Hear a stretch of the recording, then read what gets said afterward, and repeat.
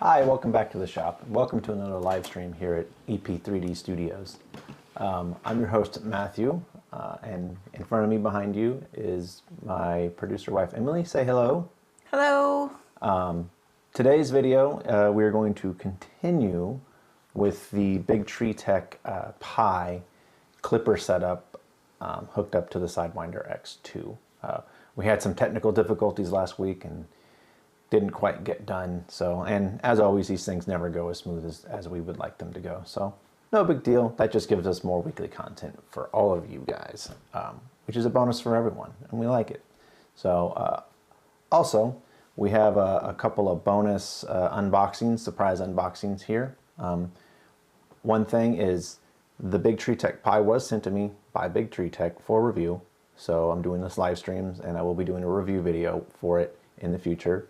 These two items I paid for myself with my own money. So Your money? Our money. Man, I got some glasses. Okay. So she's 10 seconds in and she's already getting after it. Just right on it. So let's, I guess we got to get into this. You want to say hi to everybody first? Can we say hi to everybody? Sure, let's say hi. Sorry, Cool. sorry. Excuse me. We have someone new to the channel. I haven't, A-Z-E-R-T-Y is Azerty. was chatting a little bit earlier on. So hi, welcome. Hi. Welcome to the stream. Welcome to the channel. If you're new, hit that like and subscribe. Well, even if you're not new, hit that like and subscribe if you haven't. Baron's here. Gave me a polite wave to acknowledge my contribution to today's stream. Super sweet. Thank you. I appreciate that. Baron, you're hilarious. Oh, okay. What? Let's see. We've got Michael says hi all. What's up, Michael? Thank you for joining. Glad to have you here. Rich says hi Matt and everyone. What's up, Rich? Glad to see you. Baron says sick him, Emily. And Rich says good job, Emily. Keep him on his task. Keep him on task. Don't worry, she will. Man, if it wasn't for her, this would be like a 4-hour-long tangent, and it would have nothing to do with anything. Actually, there'd be no tangents. It would be all just weird, obtuse angles. just matter of fact info, and be boring and lame. You didn't get the geometry reference. No, I'm ignoring your dad joke. And Ricardo's here and says hello there. How are you today? Hello, Ricardo. We are great. How are you today? Welcome. Is that it for introductions for now? She's got to run downstairs and do something. So you have me for the next few minutes. Actually, I got the chat up. Haha, I can read your chats. I'll be right back.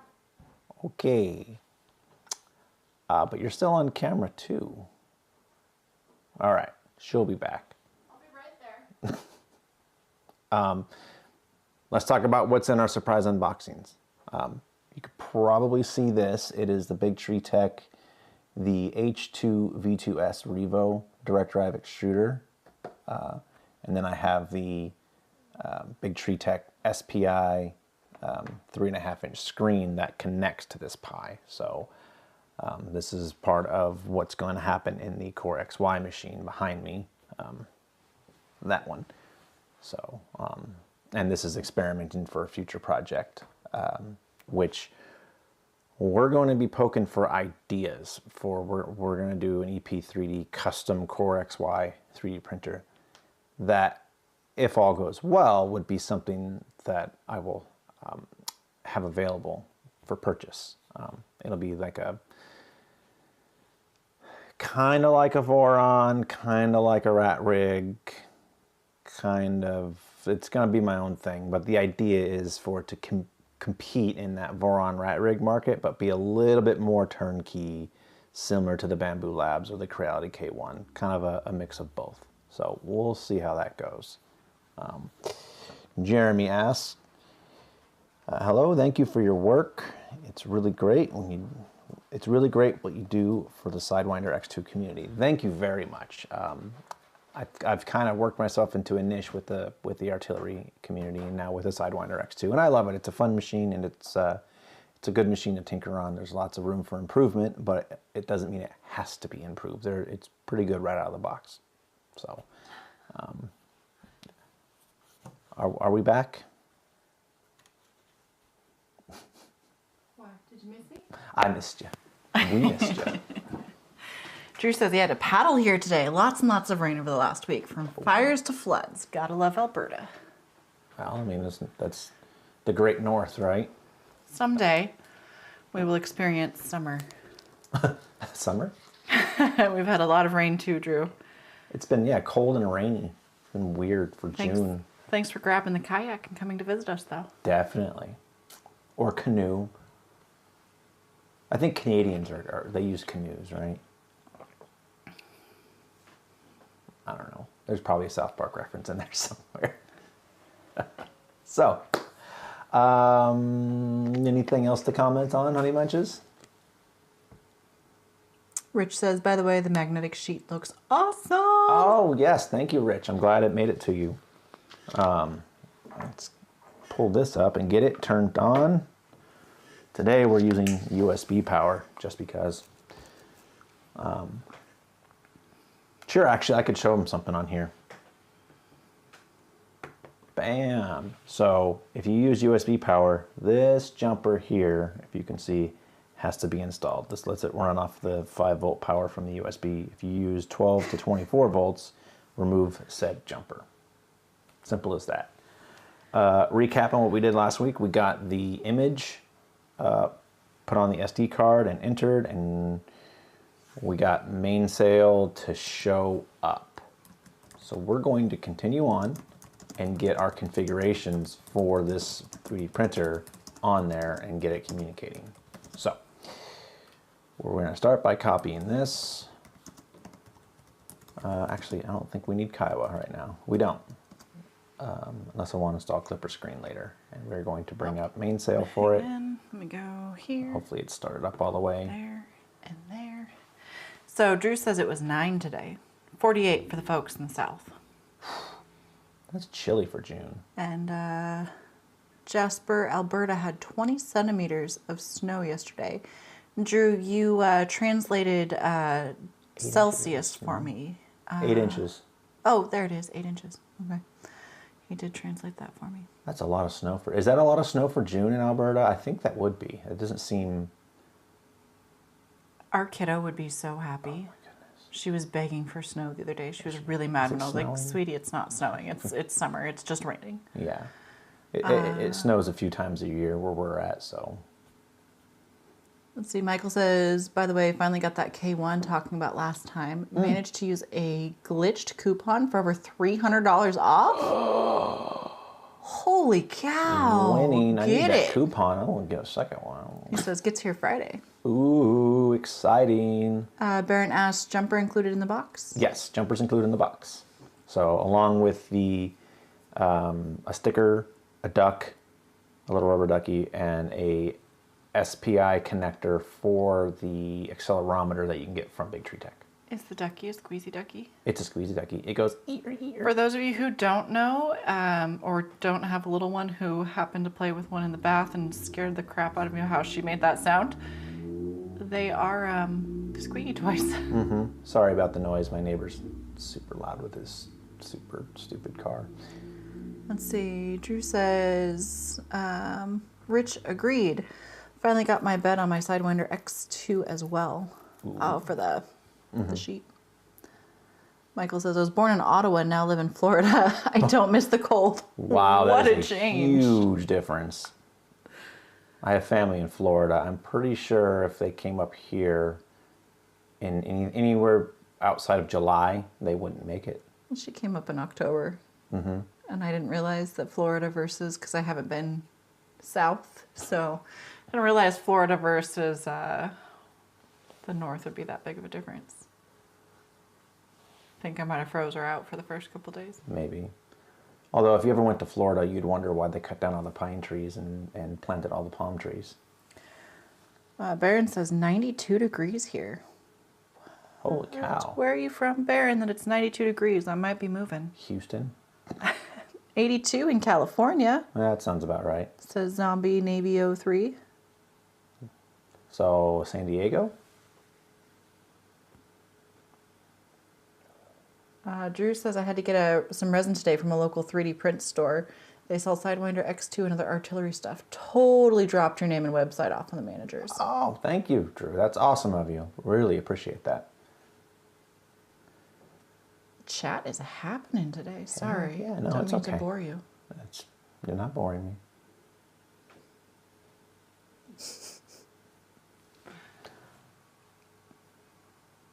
Camera are we on? That's right, Rich. That's closer. I'm liking that better. It's about 70 degrees in New York.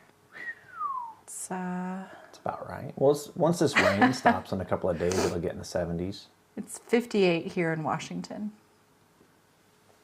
That- 72 degrees in sunny Los Angeles. Ooh. Apparently it's been cold. Oh, we've got 2 people from LA. Wow. Both John Lee and Zombie Navy 03, it looks like. So All it's right. been, Zombie Navy says, it's been cold and gloomy for months. Surprised to have sun. Send some up north for us. We want some too. Yeah. We definitely need some sunlight up here. Baron says close, New Orleans. Okay, I can see it being 92 there. Drew says, okay, everybody, I get it. Right now, Western Canada is cold. I get it.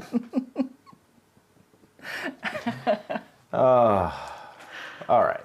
Yeah, silly. Okay. We are here in mainsail. We need to get some configurations uploaded. So, up in here, we're gonna let's see, drag and drop, I think is what we can do. Config. I hope these are the right ones. Uploading. Boom. All right. Oh, we will need Kiowa because we will need to get the MCU ID. So let's get Putty up here. BTT. What was the password? BQ. BIQU. BIQU. Boom. And then we will right click, get Kiowa up. Drew's bragging about his P1P. Meanie. I want a P1P. Do you want to update? So this is great. I love how it tells me, oh yeah, automatically update. Boom. Update complete. Please restart. So for those of you who missed last week, the process for getting this configured as opposed to the Pis, the only difference is you have to use the Bigtreetech image file that is on their CB1 GitHub, and I have a link to that in the video description. You could use the same Pi imager and just select other at the very bottom for OS, and then use the image that you download from them, and then from there it's the same process. So Baron asks, the custom mainsail and fluid ones for the Creality pad won't work? The E3D one, that is? Yes, it will. I'll show you how to get to that. And I made it work on my Sonic pad for mainsail. I didn't get it working for... Did I get it? No, I didn't get the fluid one working, but I got the fluid one working on the K1, which was astonishing to me that I made that work. I don't know what I did. It just eventually started working. I don't know. So we need to get our MCU ID 4, 5, 1. Oh, it helps if I actually have it plugged in. Oh, silly me. Okay, let's try that again.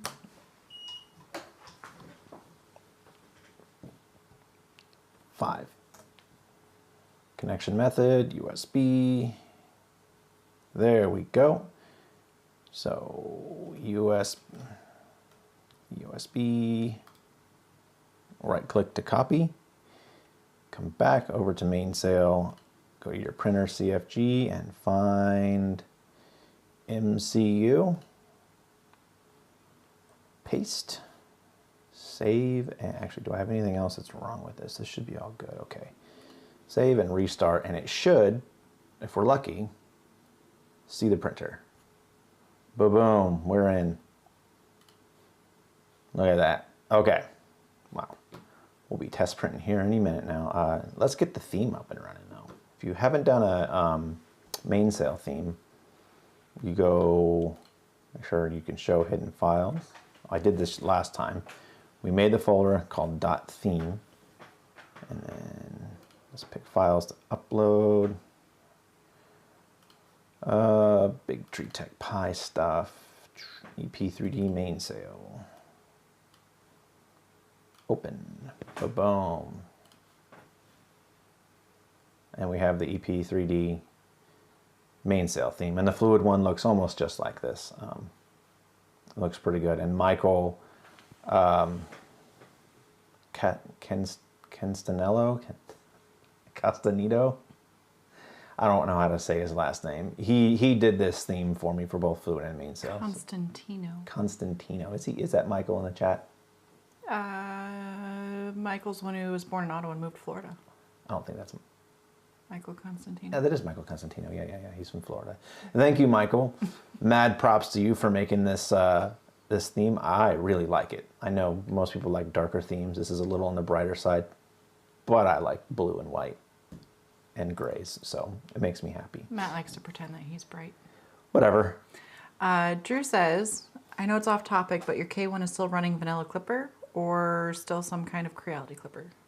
It's Creality's version of Klipper. I haven't really changed anything. I got root access and I was able to kind of hack it and get into fluid and use it that way. But there are some things about how they have Klipper configured that are different that I don't recognize, and I'm not going to go in there poking around and possibly make it not work. I know I could just flash it back to stock, but as time goes on, the more and more I use it, I'm understanding why they've done what they've done, if that makes any sense. Especially the pre-print, the start print procedure, how it kind of programs and probes around. It takes your print temperature, so you want to print 210 Celsius for the hot end. It subtracts 70 degrees from that and then homes, and then it heats back up. And that's been a weird thing for people, not understanding why it does that. But I've played with some different temperatures and trying to make it not do that, and I realized that, oh, it's subtracting 70 degrees every time. So if I pick 250, it'll heat it up to 180 to do its leveling. So depending on what slicer you use is going to depend on how you configure your start G-code and macro for that. Drew would also like to know if those Klipper UI themes are available to everyone. Yes, they are. There are links to them in the video description. They're on, there's a couple GitHub pages, Michael's GitHub pages. And he says he's excited about that K1 Klipper, looking forward to more info. All right. Yep. And we have Ryan with us. Ryan's new, says, yo, just tuned in, starting my Klipper journey on an Ender 3 V2 Max Neo. Ooh. Have you done Klipper on your X1? I'm thinking of doing it there next.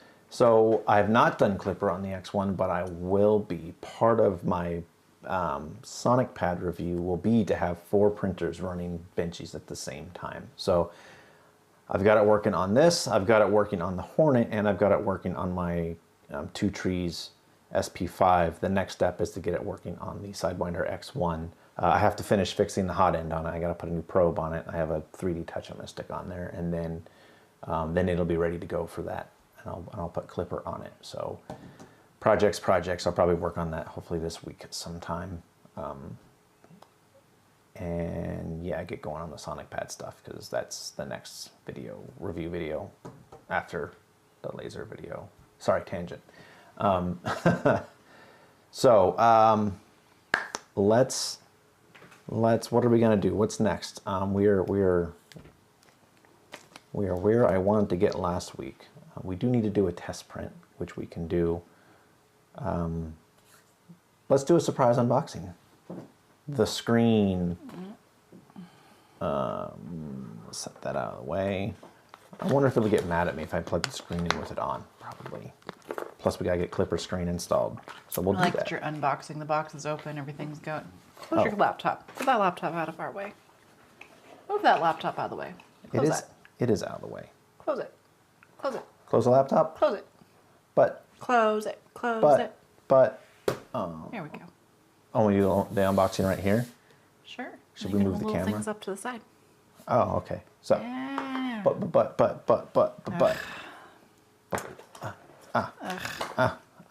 Let's put it back exactly how it was. Okay. Okay. Here you go, everyone. It's a little bright. Yeah. I got my exposure up a little high on that. Sorry, everyone.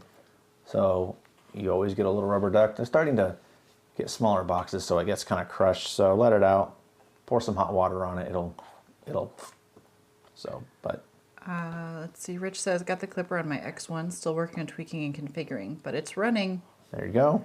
And Ryan says, oh, that's awesome. Thanks for the answer. Really just hoping to squeeze a little bit more out of my X1. Just got thermal runaway, so finally putting my sliced 3D copperhead on it. Ooh. And respond to Rich saying, it's surprising how well my X1 has kept up so well since 2017 when I got it. Wow, you got like an original. We got ours in what, 2019? I don't know. 2020. It was like really shortly before we started the YouTube Everybody channel. was having COVID babies. We were having COVID printers. Yeah. So, pop that out. We got a screen and there's a little ribbon cable. Oh, that's nice and long too. The Bigtreetech Pi. So I was saying, can we just there. Just here? Just there. There you go. All right. This is gonna be awesome.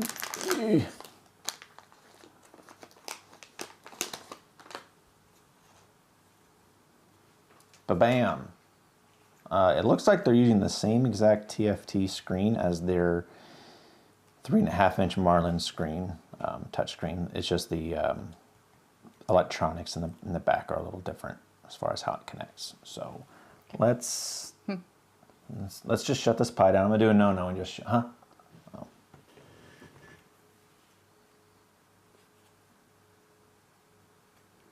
And there it is. We'll actually do the peel. There it is. That makes it look far less terrible because that peel was bubbly and weird. Okay, I'm gonna do a no and just shut it down, but I can fix it. Drew's gonna yell at you for that. He's gonna yell at me. I think it's fine. He's gonna yell at you. It's Linux. It's fine. All right, which side is downside on this? When doing these FPC ribbon connectors, one, there's a lock on here. Make sure you have that all the way out. Otherwise, it doesn't work.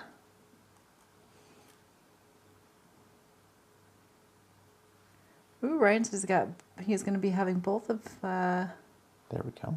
He's going to be running Klipper on both his printers off an old laptop. That'll work. We've been chatting about that here and there on the channel. Yeah.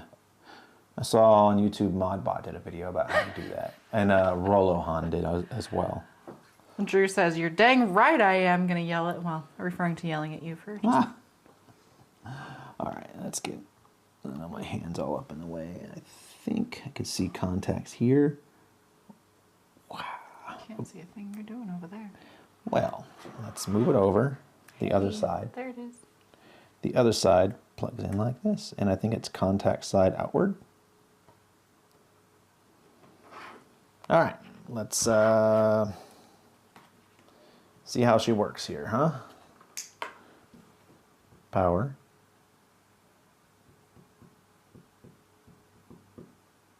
Rich says, once I get the X1 fully tuned and running, it'll be time to switch the Genius Pro over to Klipper on the same Pi. Oh, there you go. Something tells me I've got something plugged in wrong.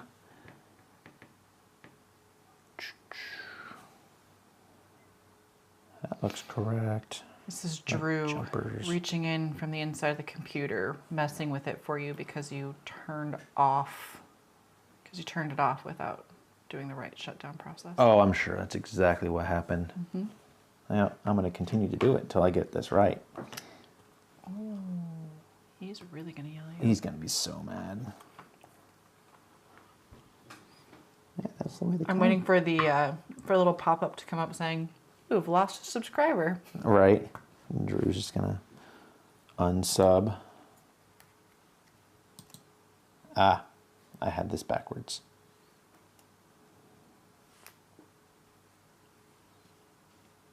All right, let's try that again. Hey, we have power. Drew says, I have no words. Right. No words.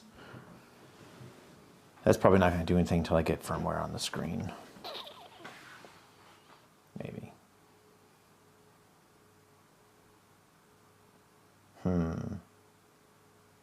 right, we'll get Klipper screen installed once it starts up. Should we do this while that gets started? I don't know. She says this is the Bigtreetech H2 V2S Revo direct drive extruder. Thing's tiny. It's super cool. So Jeremy asks real quick, you probably already answered this question. Is there a way to power the BTT from the X2 power? Yes. It's got a 12 to 24 volt DC power input. Let me right there. And if you power it that way, remove the red jumper and you're good to go. So, and if you missed last week, when you do your Wi-Fi configuration, and there's a little configuration file that gets put on the SD card when you load the image for it, your password, if you have any special characters in your password, you have to precede the special character with a backslash, which doesn't make sense. And Bigtreetech hasn't gotten back to me about that either. It's been like a week. I'll have to email him tonight. But yeah, that was some frustration I was having with it. So yeah, I gotta get firmware or something on there. This box will not open. All right. Set that aside. Just do it right there. Just do it right there. Okay, can they see? Can we Yeah. see? Get a nice manual. The foam is like velvety and nice.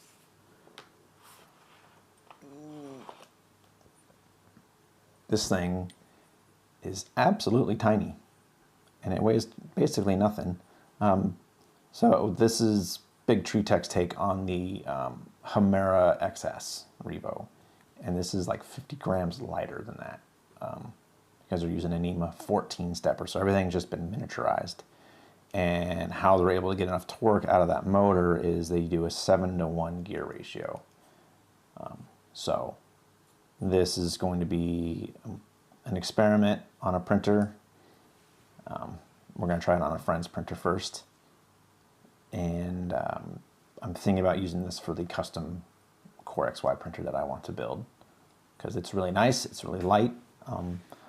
On YouTube, there are no reviews of this specific setup yet. The only videos I could find are about the ones with like the V6 style or Bigtreetech's own version of the V6 style. So, should be fun. But yeah, let's finish. What else is in the box here? I'm pretty sure there's some fun stuff in here.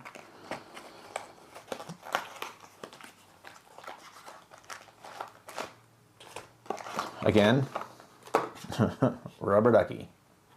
Do it, do it. It's not, there's not enough air in it. Ah. Oh. Squeaky toys. You have to drop those in some warm water so they expand. I'm sure she'll be happy to put that in the bath tonight. Oh, yes, absolutely. So it looks like you get a little fan for the heater and wires and connectors. So you can... Drew says, I'm liking that the direct drives are getting smaller and lighter, but the issue with the bed slinger still lies with the Y-axis weight. Yeah, the glass or the aluminum or whatever is very heavy. Be interesting to try to do. I think someone had mentioned doing a carbon fiber carriage. That would be a good loss of weight. I don't know how it handles the heat. I'm pretty sure it'd be fine if you do it right. And then you got to worry about whatever material you have. If it's glass or aluminum, that's obviously some extra weight you're slinging around. You can't get around that, but you can lose some of the weight. Thoughts that I had for something like that, if I were to design a Cartesian type printer, would be to use 48 volt stepper drivers and stepper motors. Could help. the weight would be less of an issue. Obviously, you still have to worry about the vibration and stuff like that. So this is a nice touch. They send you your Allen wrenches, and they're not like the cheap IKEA one. They're actually kind of nice, and they have ball ends, and I appreciate a good ball end on these Allen wrenches. So not everyone sends you one with a ball end, and it's nice because you can go in at a little bit of an angle if you're constrained wherever you're putting your setup together. And they give you all 3 sizes you need to do maintenance on this. Drew says someone, hint hint, needs to make a lighter y-axis. Okay, I need to figure out how to do carbon fiber. Ooh, Ryan wants to know, have you found that the polycarbonate V-slot wheels improved print quality on the X1 or X2? I wouldn't necessarily say it improved print quality like at a noticeable level. It's more of, they don't wear out as fast, and there's significantly less friction. So, so the motors don't quite run as hot, especially for the y-axis. When I did that on the X1, that actually did improve print quality, actually. Bye, Drew. Drew's kids have swimming lessons. He's got to go. Oh, bye, Drew. Thanks you for stopping by. We appreciate you. I noticed that my layers were more even when I did that. So take that for what it's worth. If you live in like a dusty environment, it helps because the dust doesn't affect them quite as much. So they can still get damaged, they can crack, they can still get a little bit dented, but it's less likely. So eventually this is going to get all linear rails and stuff like that, because linear rails really are the future, because they're getting less expensive as the years go by, because there's more demand for them of these types and these sizes. So let's see. Oh, they give you contact connectors and all that, so you have to wire it up yourself. So yeah, this is a good kit. I'm excited to try it out. It's going to be a little while till we get that installed on the machine, but it's happening. How was this in here? Just pile this stuff in.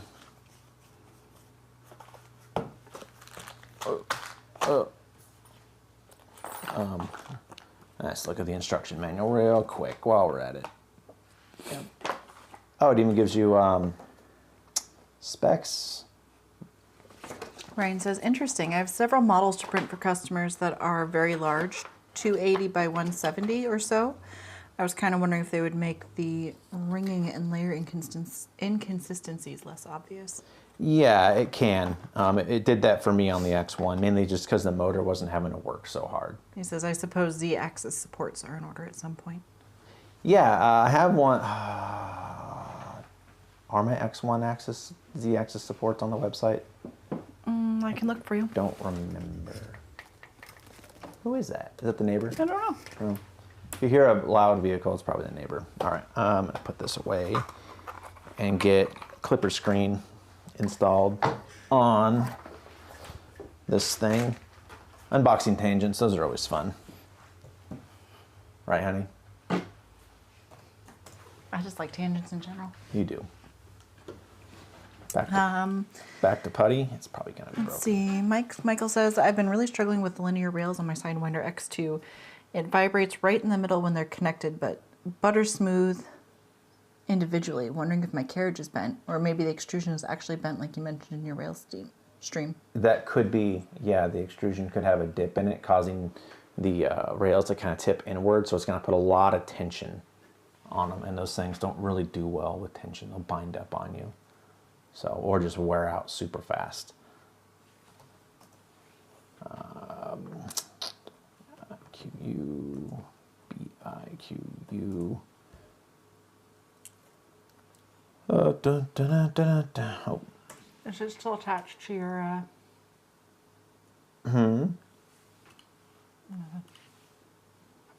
It is, and the printer is still on. I mean, your other thing. The screen? I'm going to install Klipper screen, and hopefully that fixes the blank screen issue. Yeah, so install. We trust you have received an unusual lecture from the local system administrator. Okay. That's weird. That sounds like... That was weird. That sounds like a scam. Right. Klipper screen. Choose the following dependencies. Oh, it's already met. So here it goes. So I don't know if it has to, if the screen necessarily has to be plugged in while you install this. I don't know if it puts it on the screen or on the Pi itself and just kind of sends when it needs to the screen for the screen to function. But this screen is specifically made for this setup. So.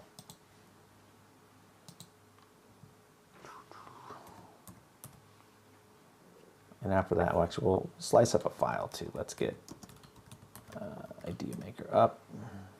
And we're just going to do a quick calibration cube. Printer, X2 Klipper, port model.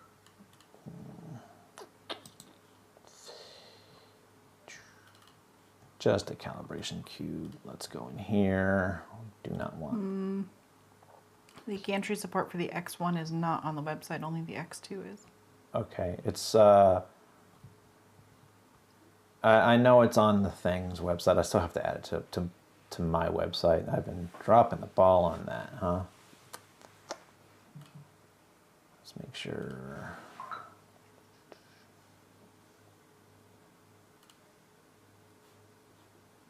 Yeah, that all looks good.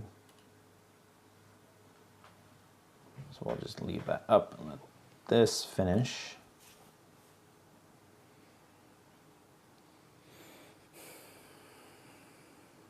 And I can't think of anything else I need to do because it's all the config files that I have for the Klipper tutorial video. So it should just work. We will see. As it loads up this Klipper screen.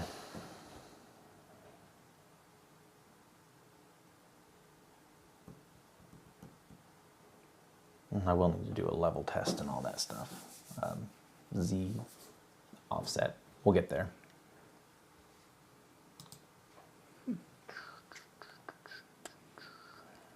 Michael says standard message on some Linux distros for some pseudo passwords. Oh, for first time pseudo passwords. Okay. Oh, Something. the weird. Yeah. It's some security thing with Linux, I would assume. It just reminded me of back in the day when they used to get those emails of, we trust that you have heard that Right. King so-and-so sent their... Right. The Prince of Nigeria wants to give you $1 million. But first you have to send him 2,000. Right. Yeah.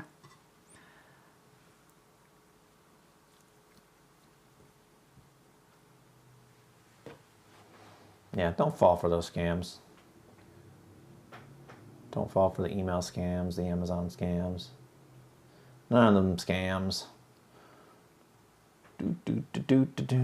I got that stupid crazy frog stuck in my head. It's so annoying. Our 4-year-old discovered crazy. Well, I showed our 4-year-old Crazy Frog because it's clever and it's funny. And now she's like, I want to watch Crazy Frog over and over and over again. It's like, I should have saw this one coming. Mm-hmm. You think I'm no fun. I'd do it because for my sanity. Yeah. It's, okay, it's better than Baby Shark and Coco Melon. Not better than It's Raining Tacos. No, no.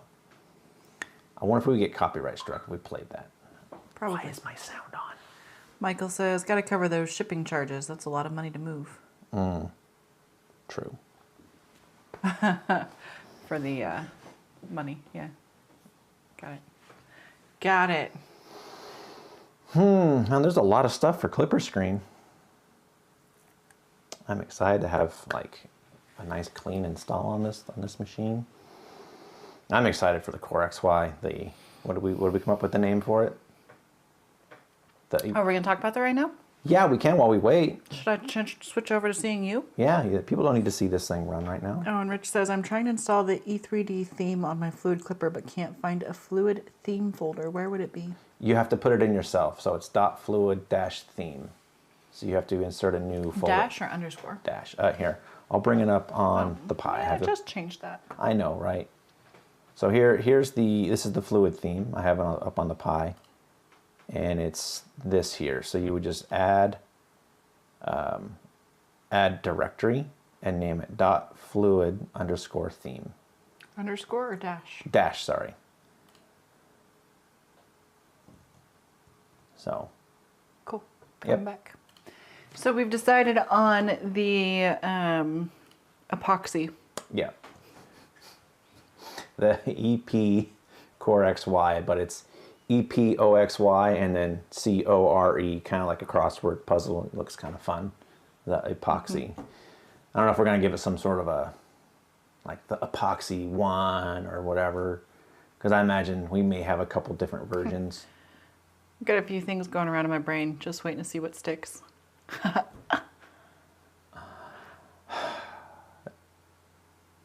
I'm not going. I'm not. I left you speechless. That's impressive. Well, you know, I was going to say something that would get me in trouble live on YouTube.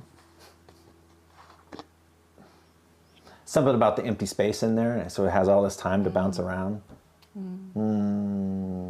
Yeah, she's giving me that look. See, I'm in trouble now, live on YouTube. See? So, yes, so the plan is to have a build volume of approximately, well, 300 by 300 on the X and Y, and 300-ish plus for the Z, depending on components and stuff like that. It's going to run a Bigtreetech Manta M5P with the CB1 deal, so I'm going to run Klipper stock on it, and I want to do CAN bus. Rich says you should have kept your mouth shut. Right. But part of the idea is it's going to be more like, I don't want it to look as much like a DIY printer, like the Vorons and the Rat Rigs and stuff like that. They look really cool, but you can tell they're kits and they're DIY. I want to do a custom sheet metal enclosure for the electronics, like the bottom of this printer. Do some custom parts for it that are one-off to the thing. That will be either injection molded or machined, depending on what parts they are and if weight is going to matter.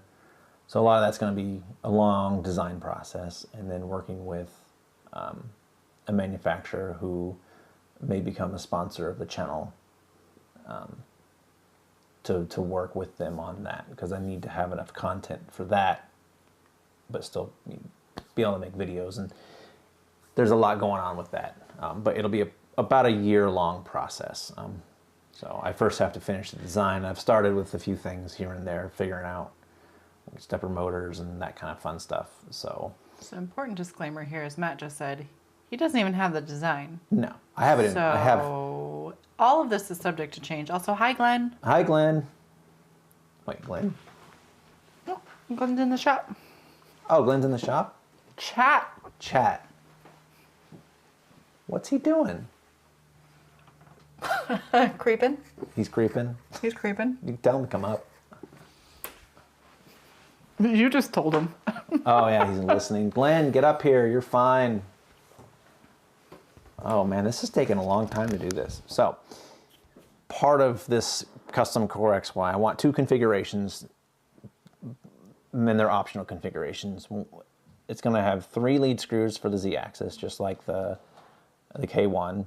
I'm going to have an option for it to be synchronized and have screws like this to tram it, or have it convertible to have the 3-way kinematic auto leveling like the Rat Rig does. So have that as like a separate like kit you could have like included if you wanted to convert it, or if you don't want to convert it, leave it to a synchronized, go that route, and then have the Klipper configurations for both. And then one thing I want to do with it is, if it does become a thing and it's something that I'm going to make and sell to people, a big problem these days with 3D printers when they come out is that either it has a proprietary slicer, or it works with only one slicer, and you have to use, or there's no profile for it or anything like that. Like with the Bamboo Labs, you use Bamboo Studio or Orca slicer, but if you want to just use Prusa slicer, you have to use a community provided slicing profile. But what if you use Cura? What if you have this printer and you use Cura? There's no profile for it unless you find a community provided one, or whatever slicer. So I plan on What's up, man? I plan on, we have a guest. So I plan on, when I build this thing, get Cura profiles, Idea Maker, Prusa Slicer, Super Slicer, and Orca Slicer profiles ready to go, tuned for PLA, PETG, ABS, and TPU. So it's going to be a lot of testing and tuning and learning new slicers. But I'm going to have it to where if it does become a thing and when it is released, there will be profiles for every major slicer ready day one. Rich says Orca Slicer is awesome. I've messed with it. It's pretty cool. I still have more tinkering to do with it. But I do like Orca Slicer. It's pretty neat. But one of those things, I found Idea Maker and I've gotten used to it and I like it so much. So,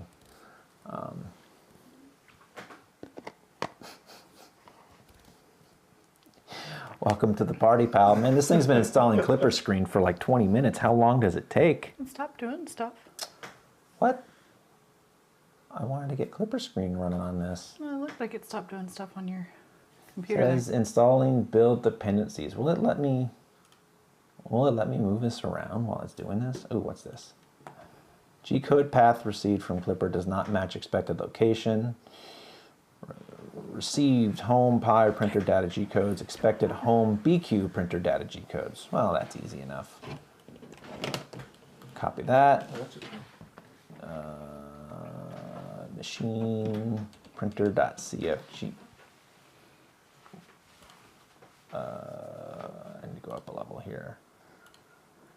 Ryan says I tried opening the Orca Slicer, but for some reason it kept glitching and put the bamboo bed size straight over the profile it made for the E3 Max. Weird. Weird. That is strange. All right, we'll let this finish. Hopefully it'll finish before too long here. I want to actually like make it move and do things. That's okay. You have a backup Pro? I do have a backup Pro. I don't know that much about Klipper though. No, do you know how to press buttons? Yes. Okay. So if we can't get this done in the next 10 or so minutes and she's got to go pick up a little one, you can take over as producer. Rich says, ooh, very blue fluid now. Yeah. Blue fluid. And then this is hooked up to the Hornet. Been messing around with that. Put a linear rail on the x-axis, added a inductive probe. Michael responds, Orca Slicer is in the middle of a profile manager revamp. That could be why there's some weirdness happening. Yeah, I know they don't have K1 profiles for an Orca Slicer just yet. So, and I was tinkering with it, trying to make my own, and I kind of got it working, but it's because it's a fork of Prusa, there's certain Prusa things that just bother me and I have a hard time with that I got to get over. So I'll get there. I'll learn it. I just need the time to do it. Take the time to do it. Where are we at? Building wheel for, man, why is this taking so long? Okay. I didn't realize Klipper screen was such a long install. But I can't do anything while it's doing it. I don't want to just stop it and brick the whole setup. That'd be horrible. So, questions, comments? Oh. Michael says they will within the next week. Okay. I mean, there was on the GitHub, there was a comment from the guy who forked it, who made Orca Slicer, saying that in the next update there will be K1 profiles. So He says there's a pull request up for tons of profiles, including the K1, but it's enormous and lots of reviewers on it. Yeah. So I've been using it with Idea Maker.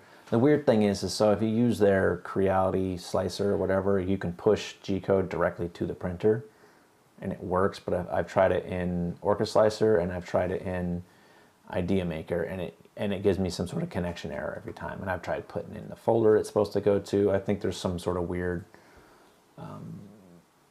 access. What do they call that? There's some Permissions. there's some messed up access restrictions on that thing. Yeah, the way they got the Linux set up. So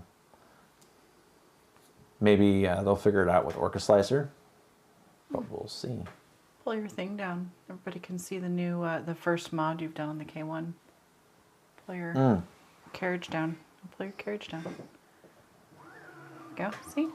See, right behind you. No. Right behind your printer. Oh yeah, right there. Oh, Yeah, yeah, I did the orange lid riser.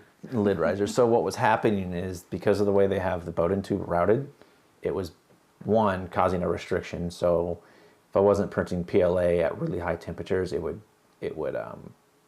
under extrude, and then with PETG, it was really bad at under extruding. I had to print crazy slow and crazy hot for it to print PETG very well.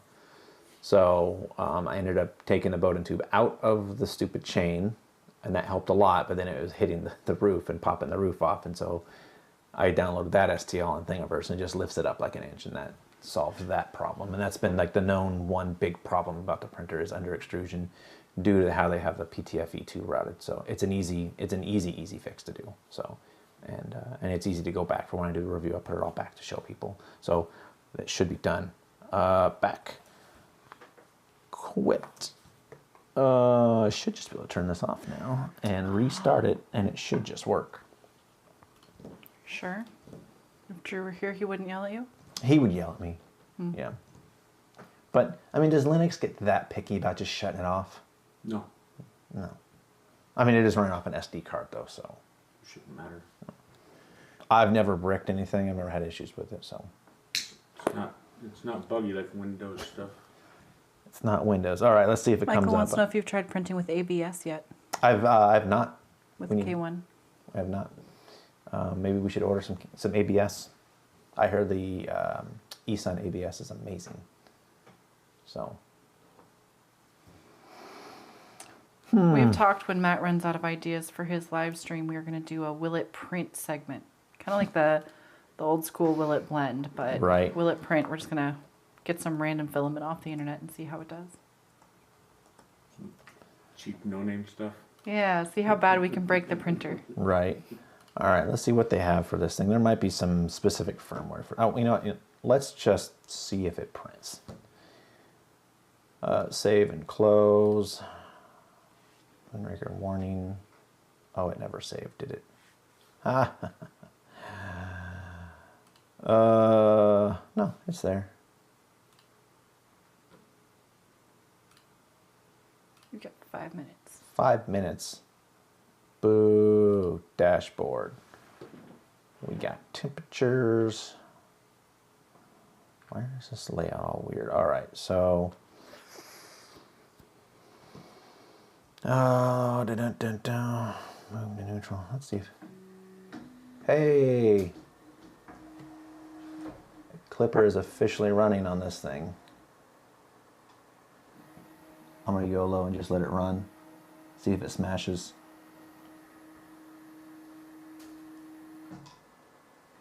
Hey, there we go.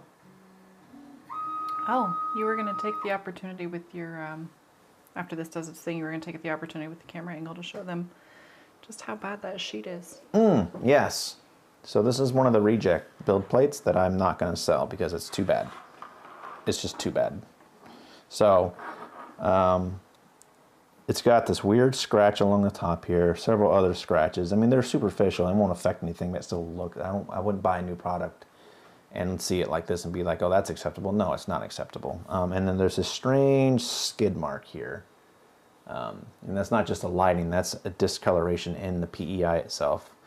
So I'm wondering if it was like the end of the roll or something like that when they made it and they didn't notice or something. And there's a couple, like there's a gouge in it. Like that is a little bit silly there, and marks. And so a lot of them came like this. This is the worst one. Not necessarily anything that would affect the quality, but not something we'd want to. Yeah, it won't affect print quality on this at all. It'd still work just fine. It just doesn't look professional. So eventually when we get the new ones from the new manufacturer, the idea would to possibly be put these up for maybe 50% off for Yeah. somebody who wants one that's Yeah. not the prettiest, but Gift works them. beautifully. Yeah. You'd have a raffle and gift them all. Yeah. Jeremy wants to know, can we use the stock fan from the Sidewinder X2 extrusion block?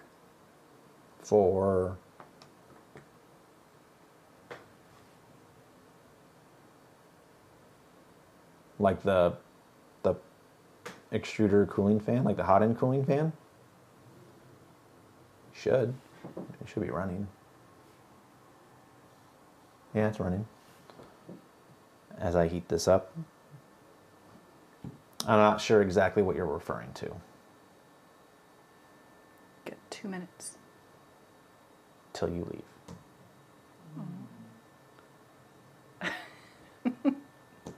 Right? We're heating this up and we're going to do a Z calibration. Let's see, do I have that unlocked? I don't. No, I'm not coming back. So Are you going to the gym? I am. Oh, good for you. Oh, Glenn says that's okay. He's feeling confident. He's got this. Glenn's confident. So my co-producer, Glenn, will be taking over here in a few minutes while we continue on this craziness. Zombie Navy 03 says, my profile and Kira and Prusha are pretty dialed from my X2. Was dialing my K1 before coming across bed leveling issues. Uh-oh. And can't seem to fix it. What specifically is the issue? And Jeremy responds about the stock fan, says, the first part of the question is missing. I mean, using the stock fan to cool the BTT.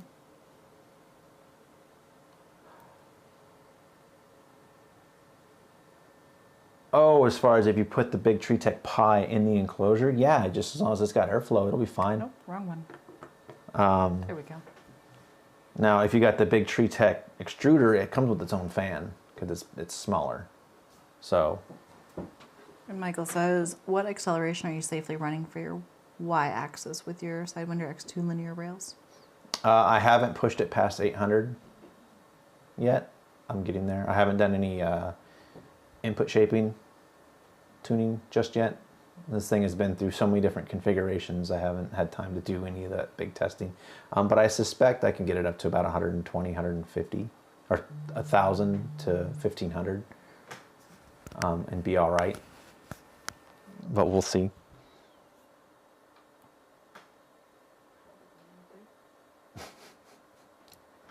And the producer wife is out of here, and co-producer, want to introduce yourself? Camera's not sure. I think it's still on. She took it off. Oh, you should. I wanted to hear me take that off of my... Oh yeah, your snap. Oh. Doing this. Hi, I'm Glenn. That's Glenn, my co-producer today. This was semi-unplanned / semi-planned. I invited him over like, hey, we have some work to do on his machine later. Now he's putting me on the spot. And All right, I'm going out to grab milk. Will not be back. milk and cigarettes. The problem is that you have the kid. All right, I'll be back to drop off the kid and I'll get milk. Okay. I'll take the kid to the gym with you. That's what she's doing. They have like a play area in the gym for kids Oh, okay, now. that's cool. Yeah, it's pretty cool. So, and an adult, hopefully an adult, probably a teenager, honestly, that's watching the kiddos. So, but it's local. It's right down the road. All right, that's hot. I forgot what the heck the macro is for doing the Z offset calibration. I thought I had it in here. I apparently don't. So, Klipper, Fig, reference, Klipper. So this is nice. You are on camera 2. How do you swap that?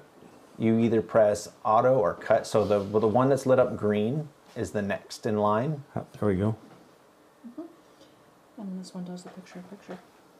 So picture on the Okay, bottom. cool. Yeah, and so on your big monitor there, we're teaching them on the fly. On the big monitor, the top right is what everyone Yeah, is seeing. The I top can- left is what's yeah. next. Yeah, you get the idea. Perfect. And this one's the fancy blue screen right here. So is this always going to be the picture-in-picture? Yes. Once you turn it back, it'll stop. So, like, if you want to go back to seeing him, you just push auto again and it'll go back to him. Got it. We got it. All right. Z offset. Calibrating probe Z offset. What is the command? Just probe calibrate. Oh, okay. That's easy enough. So Oh, hi, Rich. Zombie Navy says, I'm getting major tilt towards the back of my y-axis. I've lowered my build plate to the bottom, locking it in, and still tilts after resetting build plate. you know, I ran into that too. This back one here is always super tight. I've got it working. I don't know what's up with that. Maybe loosen them all a couple of turns. But sounds like you've reset it. And Michael Constantino says, I got to get out. See you all later. See you later, Michael. Thank you for stopping by. And thanks again for these really cool interfaces. Really appreciate it. Enjoy your oil and breakout board. And all that fun. So we're going to build a macro for this. So machine macros. I don't know why I didn't build this. So bracket, yep. G code underscore macro.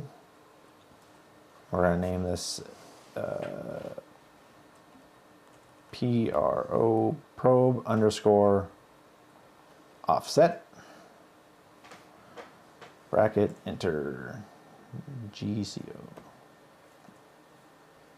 G code, colon, start with G28.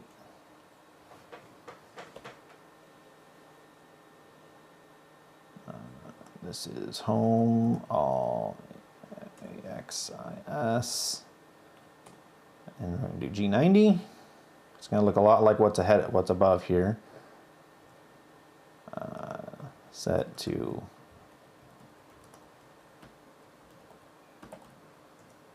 these are just notes you could put in there just so you know what it is if you go back and read it. And then probe calibrate. And that should be it. Save and close. It should have restarted. Let's see. Firmware restart. Yeah, I don't know what's up with the screen. There's probably some stuff I gotta do for the screen to make it work. I'll tinker with that later. All right, dashboard. We should have a macro for this now. Probe offset. It automatically makes it for you. So first we must reheat this. And then 70. And we'll do the paper method with this drawing from my 4-year-old. Nice. Because every blank sheet must be drawn on. Every blank sheet must be drawn on. You're on camera 3? You on camera 3? Yeah. Are you on camera 3? Yes. Go to camera 2. Yeah. All right. Oh, you want? Oh, yeah. So Yeah, it's yeah, not. yeah. So it's not picture in picture. All right. Oops. Go there. There we go. We're learning. All right. So we're going to press this probe offset.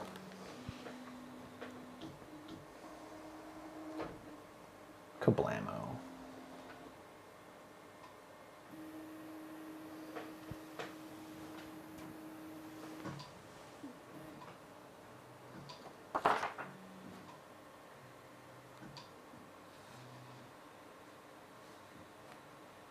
All right, and you can go back to camera 3 to show them this if you want. On here you get a little window here, and you can manually move this until you get where you need it. Oh, we're getting close. Oh, too much.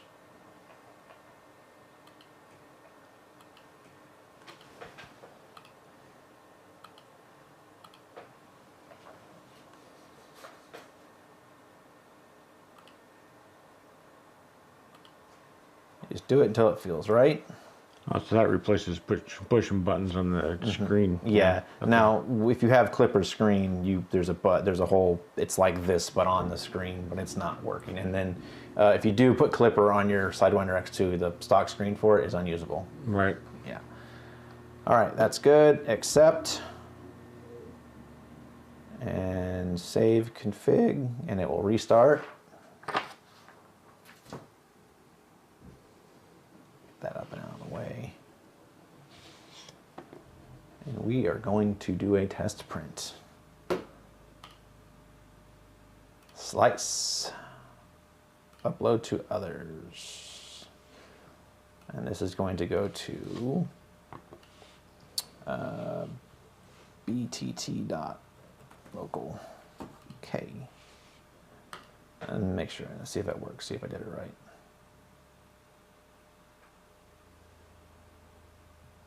Boom. Uploaded, and it's there. Do you want to start? Print. All right. Let me go back to camera 2 now.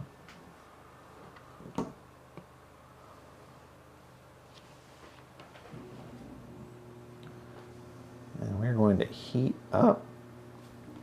And this will be... I've done one test print on this Pi once before. This will be test print number 2. It was over the few weeks I took to figure out how to get the Wi-Fi to function correctly. Oh, there's like a piece of paper like stuck.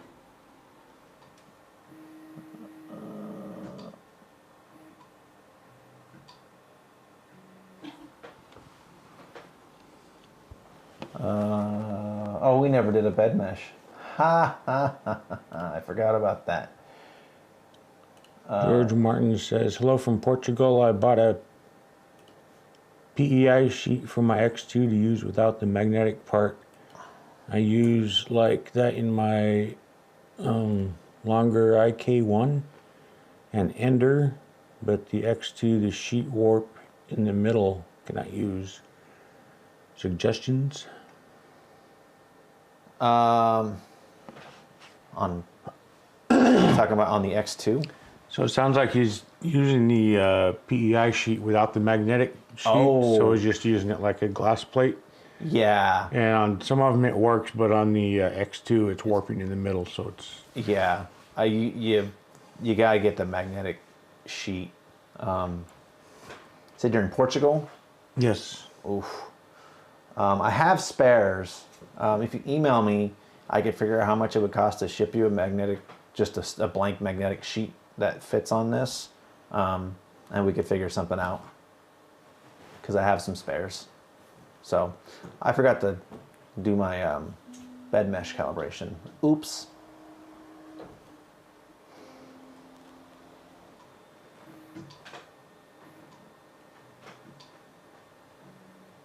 All right, calibrate. Default. Okay.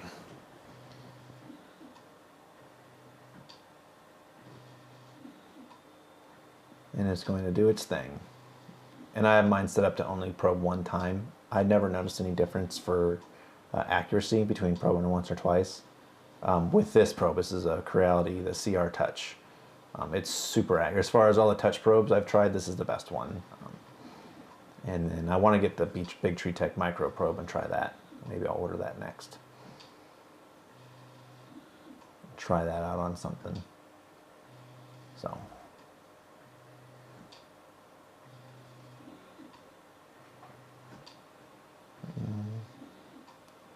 You need to get the magnetic one that scans really fast. The beacon probe is super cool. I want to get that. I was doing some research on that, on whether or not it would work with CAN bus, and it does. The output of it is USB, but the CAN bus, the BTT module, has a USB port on it. I don't know if that's strictly for firmware uploading or if it actually can be used as an input. If anybody has a beacon probe and know if it works on CAN bus, let me know, because that would be really cool. I mean, either way, I could run the USB down into the machine for the CAN bus setup, but the idea is less wires, right? Yes. So Ryan Baradelli says, I have a spare CR Touch That should work fine on the X1, right? Yes, you just have to set the firmware up for it, get a mount for it, and then make sure that your offsets are correct. But yeah, it'll work just fine. All right, that is, that's not bad. Range 0.177, I'll take it. Save config. Now we'll print. Restarting.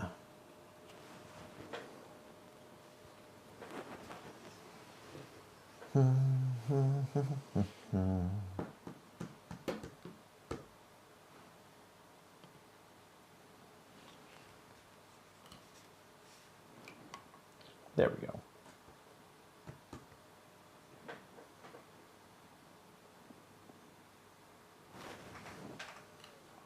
Restart firmware, come on. There we go. And now let's print.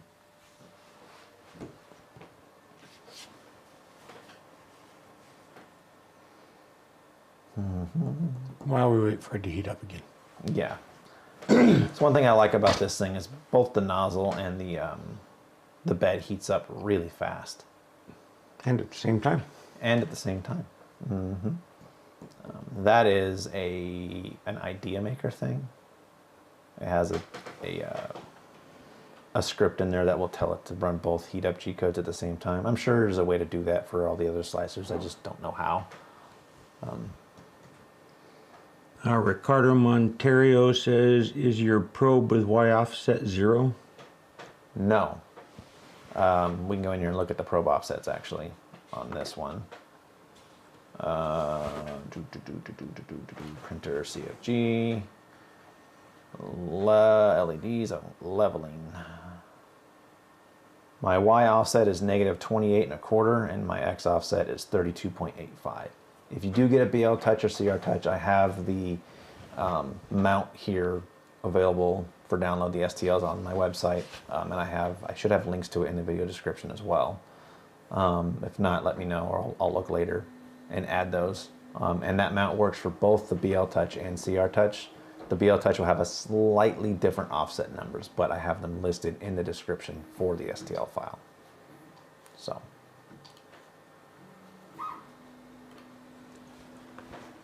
Oh boy, here we go. George Martin says, thanks, and I update to Marlin 2.1.2 and try active input shaping in Marlin. Like I see in a Spanish YouTuber, you and he are the best about the X2. Oh, thank you. And put the values that he find to test. All right.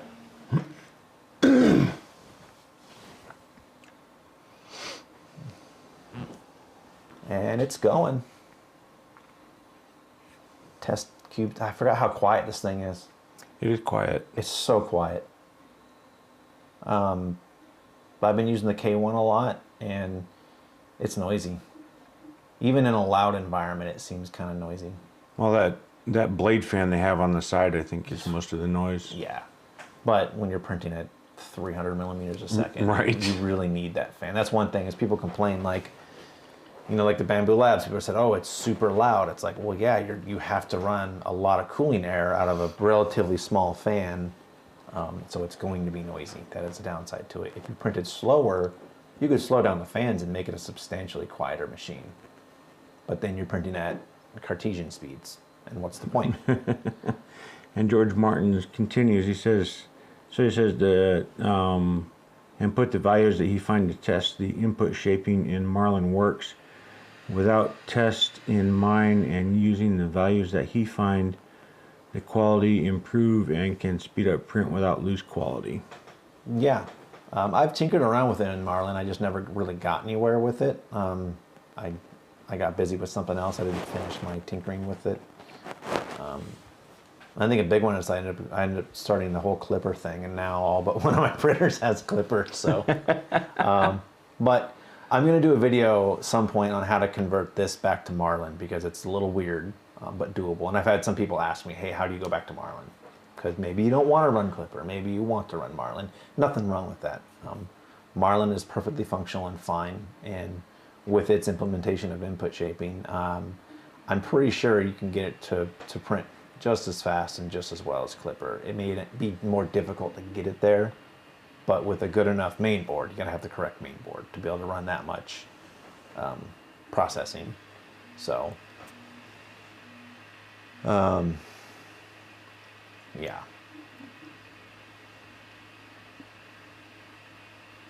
Gyroid.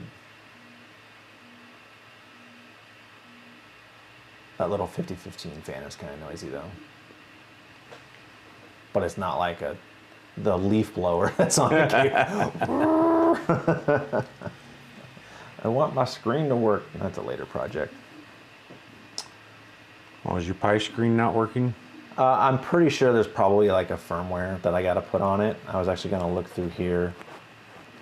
I saw a deal in there.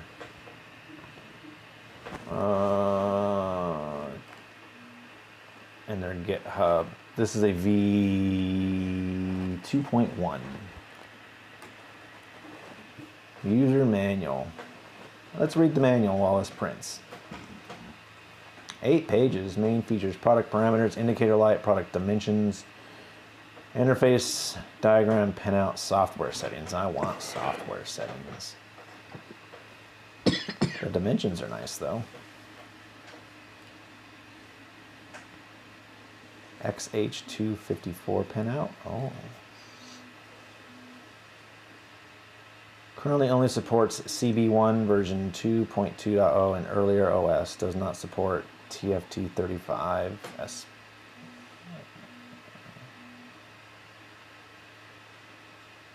I'm pretty sure that's I got a new enough image for that. After the OS writes to the SD card, there's a FAT32 partitioning. Boot. Oh, yes, I have to enable it, don't I? Okay, yeah. In the board environment. Okay, I remember that. So that'll be later. I can't do that right now. Now I remember.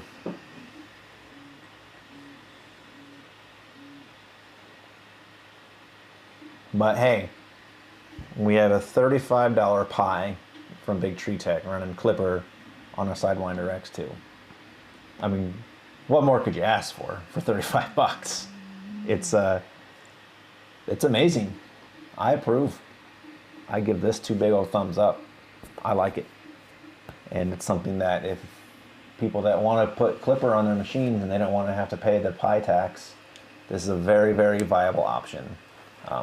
Subtle differences as far as the install process, but overall, very, very, very acceptable. There's nothing too special about it as far as the install goes. And it runs Kiowa and all that stuff, and it runs vanilla Klipper. Like, once this is all done and installed, you couldn't tell the difference between it running on this or a Pi 4. Other than maybe it restarts a little slower than a Pi 4. No big deal. That's perfectly acceptable. So, very, very good option, and I like it. So, Joe Martin also says, but I want to try in future Klipper. And then Rich Neves says, I agree. The bed slingers, Genius Pro, SWX1, and Ender 3 Pro that I have are much quieter than the Bamboo P1P, but the P1P prints 3 times as fast as any of them. yeah. So it's the price you pay for speed is it's going to be noisy. Yeah, you got to cool the Plastic off in order for it to stay there. Yeah. It's like I got Klipper going on the Hornet, and I did a 43-minute benchy, which is a pretty fast benchy for that machine, but cooling was definitely a factor because it's got dual cooling fans, but they're tiny fans, so there just wasn't enough. I did a 1 hour and 1 minute benchy, and it came out flawless. So I think that's about the speed, which is faster than I typically went with Marlin. My fastest benchy I did on it with Marlin was like 1 hour and 15. It was the best I can get. So just going to Klipper, it seems to have helped. Well, and the linear rail, I think, helps stiffen it up. But Klipper seems to handle, I don't know, the movements. I don't know it's a little different. The way that it makes everything move is a little different. So I will change the cooling setup on this, and I want to get it to do a 30-minute benchy. Bigger fans. Bigger fans, yeah. Do some bigger 40mm fans. I think we'll do it. So, because it's a great printer. I love it. It's a good little printer. For the price, I think you can't beat it. Yeah, for what is it, $170 or something like that.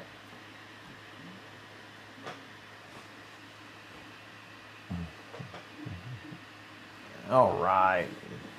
Test sprint is almost done here. Let's go back.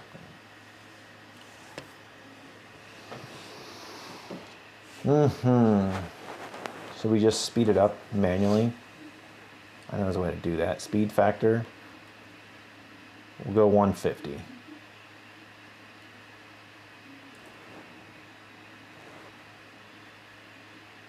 Is it just doing the top now? It's like a quarter of the way done, third of the way done. We want to end the stream at some time. This is just going to be a longer one for those that want to hang out. So, camera 2. Ba-boom. Watch this thing go. You'll be able to zoom in on it. You can move this camera. You need like auto servos on your cameras. Right. Auto. There. I'll do it. Oh no, that's No. I could move a camera. All right.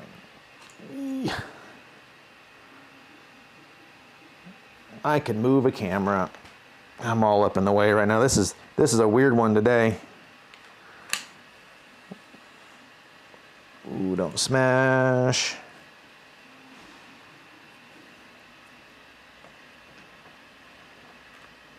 So I'll put camera 1 up so they can see what you're doing. No, you're gonna get people sick. Give them nausea. Because it's all out of focus right now. Why is it? It is. What's going on here? I gotta tighten this one. So many knobs on this thing. Yeah, I use manual focus because this lens, it's a good lens, but it focus breathes, which is really frustrating. Zoom. Oh, you had it. You had it. Oh, you were there. Here you go. Now, stop moving. Right. And boom. Rich White News balance. says, just don't drop the camera. The producer will be pissed. Yeah. All right, there. Actually, what's the exposure look like? Plus, yeah, perfect. Perfect exposure. All right. Now you all can see what's going on. Ryan Baradelli says, what kind of millimeters and Excel can you expect on the X1, X2 with Klipper? I would expect 30 to 40% faster. That's the general rule of thumb that I've seen for Cartesian machines. So 800 is, between 600 and 800 is what people typically go with for acceleration with Marlin. 1,000, 1,200. If you really get it dialed, maybe 1,500 if you can get there. So, and then speed, 100, 120, maybe 150.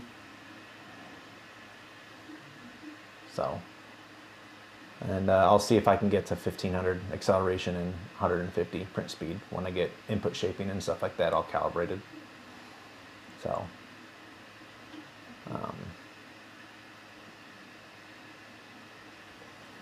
I did input shaping and stuff on my Core XY, and I got, what I do, like a 15-minute or 14-minute benchy, and it's a boat. It doesn't look good, but it printed. I got a quality one at like a 21-minute one. If you stand about 8-10 feet away, it looks okay. Yeah, it looked great. I have to find one of my super benchies. My 4-hour benchy. Oh, with the fine nozzle? Yeah, with the 0.1 or 0.25 nozzle. Yeah. Low and slow, and it's like the perfect benchy. It's amazing, but it took 4 hours. So. And I gotta mess with the macro for the lights, because the light should have turned white. So. It's actually going pretty good at this kind of speed. Does it tell me how? Yeah, I don't have the acceleration up too fast, that's the thing. So we're hitting like 75, 80 max.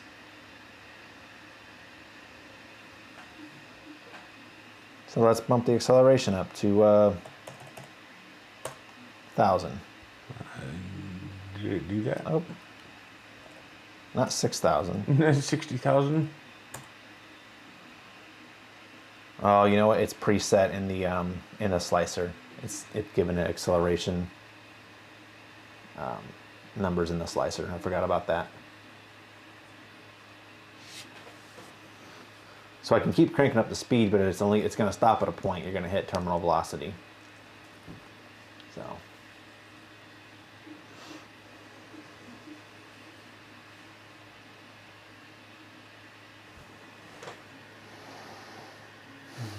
Test printing away.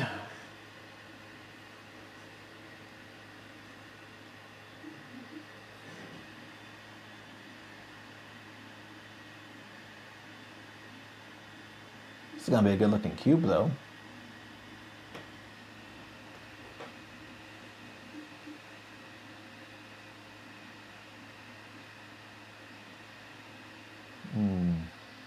What's going on over there, Glenn? Any questions and comments?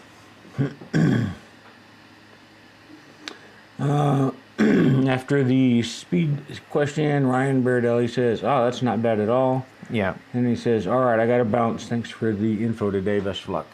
Thank you. Thank you for stopping by. And for those of you who are still hanging out for the after hour show, we appreciate it.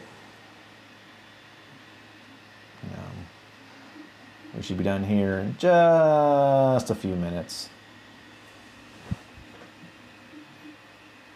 We can't just edit this time out and just go zoom to the... Yeah, well, we're live right now, so that'd be like, we'd need a flux capacitor and 88 miles an hour Yeah, and all that something stuff. like that. And That please would don't cause- sue me, Universal. That would cause flames all over the place. And Yeah, it's just not good.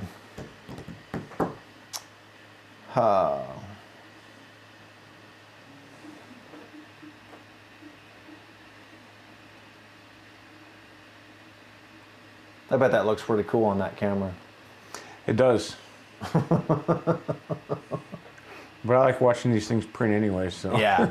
I was thinking about doing that, just like live streaming like long prints, just let Right. it go for 20 hours at a time, or have a 24/7 printing live stream. I would need a PLA sponsor for that though. Rich Neves asked when the drinks get served during the after-hours show. Oh man, I'm down for some juice. We call it juice here. It's a family-friendly show. It's jungle juice? Jungle juice. Yeah, it sounds good. I like coffee juice. Coffee juice? Yeah.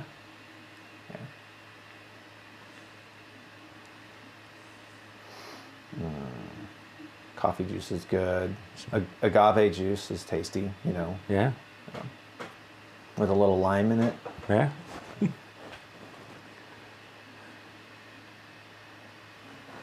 So, Somebody. Cactus juice. a little cactus juice. Do you remember, for those of you who live in California, if you're still hanging out with this, the drink called Cactus Cooler, it was a soda.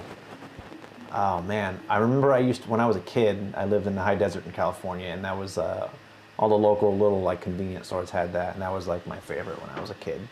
Cactus Cooler, it was like an orange flavored, tangerine flavored soda. Rich Neves said his daughter used to call it mommy juice. Mommy juice? And then he said what it was, and it's not... it's some Zinfandel. Zinfandel. Oh goodness. Yeah. Behringer's White Zinfandel. Yeah. The local juice shop down the street here used to make a really good Zinfandel. We haven't been there in a while though. They got big and the juice just isn't the same anymore. Right. Ooh. 70%. Rich says he likes apple juice, hard cider, made right here in New York. Yeah. We have a few local ciders here. Actually, the Pacific Northwest here is, we have a lot of like little micro juice shops. Yeah. Yeah. We have a ton of them. It's a big thing up here. There are a lot of juice snobs and hipsters in the Pacific Northwest. So, but I can't knock them. There's a couple here that I really like. So if you're into IPA juice, this is a place to be. It's IPA everywhere. Well, it used to not be everywhere. When I went down to Phoenix for a while, I mean, there was... No, I mean everywhere around here. Oh, yeah, yeah. It's hard to find other things that don't say IPA on them. Yeah. California's getting them, though. It's infiltrating California. So. Bum, ba-da-bum. Almost done. So for those of you who want to do this setup, I believe I have links to these configurations in the video description. You can download them, use them. All that fun stuff. And it'll work. So I spent a ton of time configuring it and get it working. So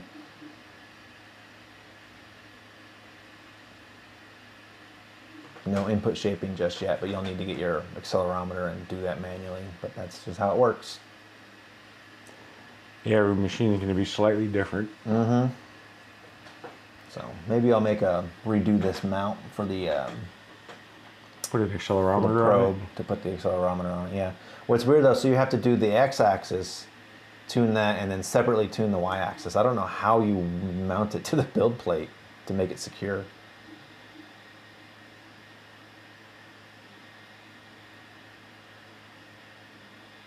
Maybe drill a couple screw holes. Wouldn't you just throw the plate around and measure it at the head? And I guess you would have to You have measure to mount at it the on the plate. moving portion, yeah. Maybe drill like mounting holes into the carriage, the aluminum carriage plate. Maybe Stick it on there. glue it on there with hot glue. You could hot glue it actually. That'd probably work. If you glue it on the bottom part where it doesn't get hot. Yeah. Well, I mean, just to do the test, you don't need to get it hot because you take it off when you're done. Oh yeah. So, 83%. Rich says he doesn't like PDA, and then he says double-sided tape. Yeah, that works too. That's a way to do it. I guess I'm overthinking it. I'm thinking of some complicated mounting system. Well, you quick release. You print a mount and you print a receiver, and it's kind of like your camera mount. And Yeah. Then you can clip it in and out when you want to. And The overcomplicated thing I have for my teleprompter. Yeah. To keep it straight. Hey, it works good. Okay.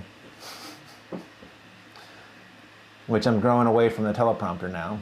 Used it for a few videos and it seems so unnatural, and I'm not good. I'm not good at reading aloud. So maybe I just need more practice. maybe. But Looks like it's getting close to being done. yeah, we're getting there. Almost starting the top. Almost starting the Z. I think I have a lot of infill. What did I put for infill in this?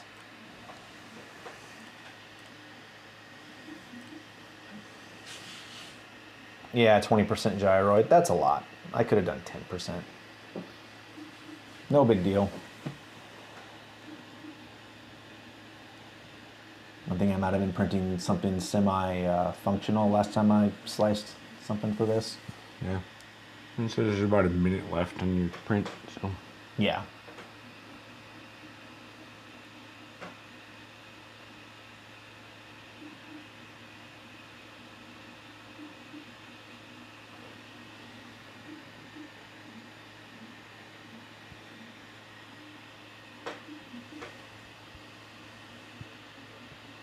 Whoop, whoop, whoop, whoop, whoop. This thing does make all the right sounds, though. The sounds it does make. Yep. And you're in your 3 when you got it. Yeah. That thing sounded like a movie, like movie sound effects. I couldn't believe it.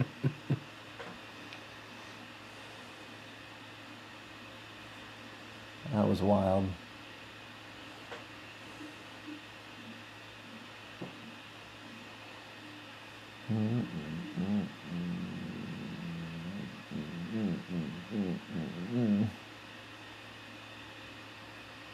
Yeah. So welcome to the studio, co-producer. Thank you.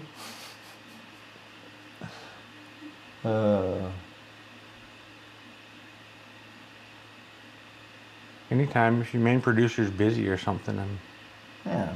more than willing to help out.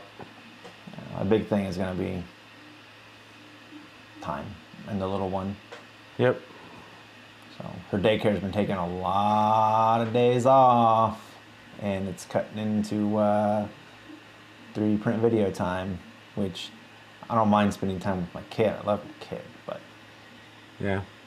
Rich says my first printer was an original snap maker, and it is all rails, no belts, and I used to love the sound it made. I know which one you're talking about. It's a cool printer.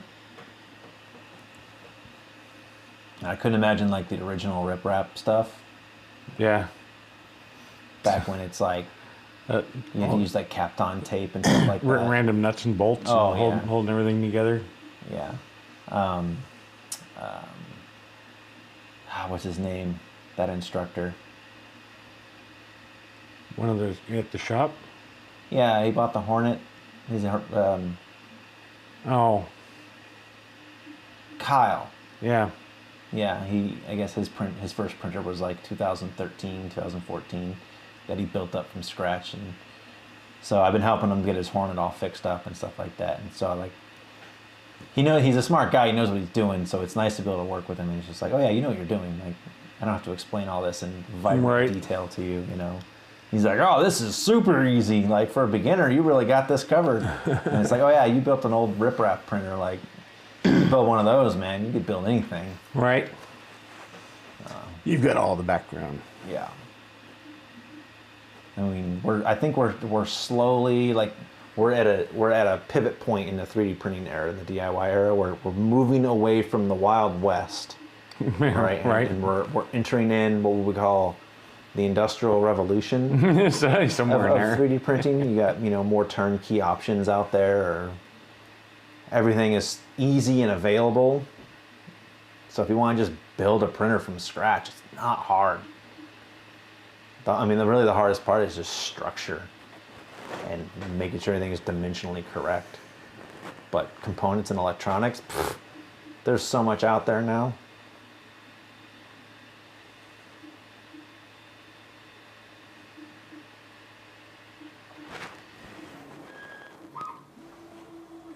And there it is. And there she is. How's that look? Looks pretty good. Can you see it on the camera there? Pull your hand back just a little bit towards you. And there you go. You can see where I sped it up. A little bit more ringing, but not bad. It's hard to tell it on this camera, but Yeah. But yeah. oh, you get that sparkly filament. Yeah. That stuff's awesome. Left a big old blob there, but yeah. There. Test print complete. Well, what camera are we on? 3? Oops, I don't know. Well, I don't know. We're learning. All right, back to me here. We're on this one. There we go. All right.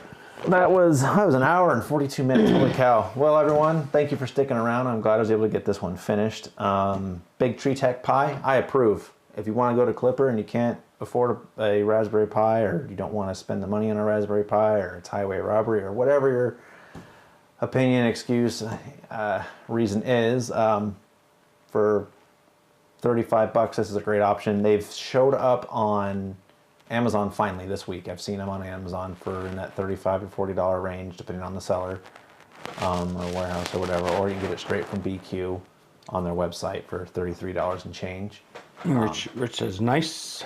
So it's a great option. I would recommend it to anybody. If someone wants to go Klipper and it's just like, man, but a Pi is so expensive, check out the Bigtreetech Pi. Is great.